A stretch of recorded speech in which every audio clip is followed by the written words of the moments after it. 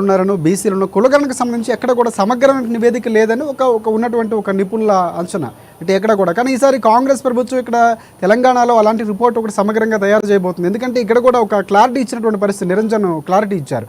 ఎవరైతే తన కులానికి సంబంధించి తప్పుడు సమాచారం ఇస్తే చట్టపరంగా చర్యలు తీసుకుంటామని ఒక హెచ్చరిక కూడా జారీ చేశారు. పర్ఫెక్ట్గా మీకు ఉన్నటువంటి రిజల్ట్స్ ఏవైతే ఉన్నాయో సో అవి చెప్పాలి అన్నటువంటి నేపథ్యం కనిపిస్తుంది. సో ఇక్కడ కులం నిర్ధారించేటప్పుడు ఏమైనా అప్లికేషన్కి సంబంధించినటువంటి ఫామ్లో ఫిలప్ చేసేటప్పుడు ఆధారాలు చూపించాల్సిన అవసరం ఏమైనా ఉందా? దీనికి సంబంధించినటువంటి అధికారులు ఏమైనా సమాచారం ఇచ్చినటువంటి పరిస్థితి ఉందా?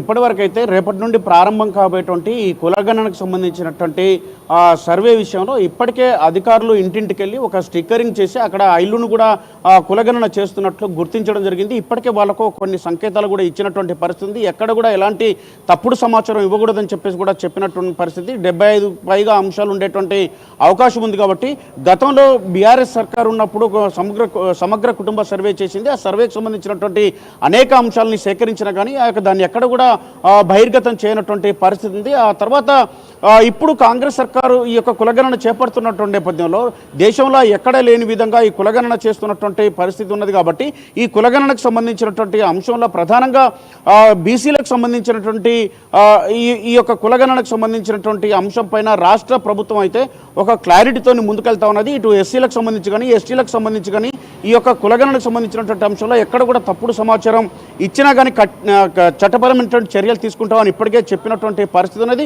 ఆ యొక్క 150 ఇండ్లకు ఒక అధికారిని నియమించడంతో పాటు సిబ్బందిని కూడా నియమిస్తున్నటువంటి పరిస్థితి. కాబట్టి వీళ్ళు ఆ యొక్క 3-4 రోజులలో దీనికి సంబంధించినటువంటి ఒక్కొక్క ఇల్లును క్షుణ్ణంగా పరిశీలించి ఆ ఇంట్లో ఉన్నటువంటి వాళ్ళ సమాచారాన్ని, దాంతోపాటు వివిధ అధికారులు, అక్కడ అందుబాటులో ఉన్నటువంటి అధికారులు, ఈ పక్కన ఉన్నటువంటి ఇండ్లు ఆ వాడకు సంబంధించినటువంటి వాళ్ళతో కూడా వివరాలు తీసుకున్నటువంటి పరిస్థితి ఉన్నది. ఏ కులము ఎవరు అనేది కూడా ప్రతి ఒక్కటి కూడా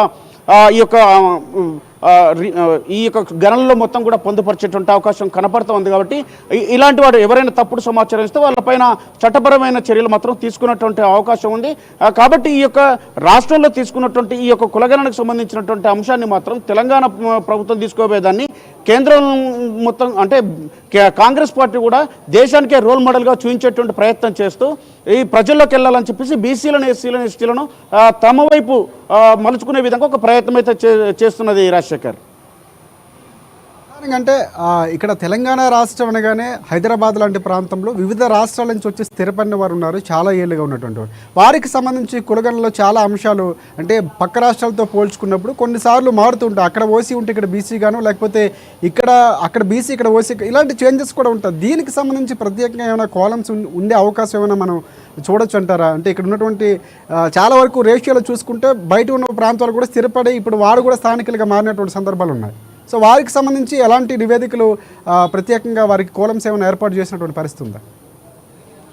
అంటే ప్రభుత్వం ఇప్పటికే స్మార్ట్ కార్డు తీసుకురాబోతున్నది. దీంట్లో ఇప్పుడు అన్ని అంటే ఆధార్తో సహా అన్ని కార్డులు కూడా ఒకే దాంట్లో పొందుపరిచే విధంగా ప్రతి ఒక్కరి యొక్క వివరాలు కూడా ఉండే విధంగానైతే ప్రభుత్వం ఇప్పటికే ప్రయత్నం చేస్తూ ఉంది. రేషన్ కార్డు సంబంధించినటువంటి అంశమే కావచ్చు, ప్రతి ఒక్కటి కూడా తీసుకొచ్చే ప్రయత్నం చేస్తుంది. కాబట్టి దీంట్లో పక్క రాష్ట్రాల వాళ్ళు, వివిధ రాష్ట్రాల్లో బీసీలు ఇక్కడ ఎస్టీలు అయినటువంటి వాళ్ళు, ఇక్కడ ఎస్టీలు అక్కడ బీసీలు అయినటువంటి వాళ్ళు, కానీ ఇక్కడ బీసీలు ఇతర రాష్ట్రాల్లో ఎస్సీలు అయినటువంటి వాళ్ళు, వీళ్ళందరికీ సంబంధించినటువంటి అనేక అంశాలు ఇది వివిధ రాష్ట్రాలకు సంబంధించినటువంటి అంశం బట్టి ఈ రాష్ట్రంలో చేస్తున్నటువంటి సర్వే. కాబట్టి ఏ రాష్ట్రంలో వీళ్లకు అంటే లేకపోతే రేషన్ కార్డు ఉంది, లేదా ఆధార్ ఉన్నది, లేకపోతే వాళ్ళకు ఎక్కడ స్థిరపడినటువంటి వాళ్ళు అనేది కూడా ప్రతి ఒక్కరిని కూడా అబ్జర్వేషన్ చేసే విధంగానైతే ఒక యంత్రాంగం అయితే పనిచేస్తున్నట్టు తెలుస్తూ ఉంది. దీనికి సంబంధించి కూడా విధి విధానంలో ఈరోజు సాయంత్రం వరకు కూడా చెప్పేటువంటి అవకాశం కనబడతా ఉంది రాజశేఖర్.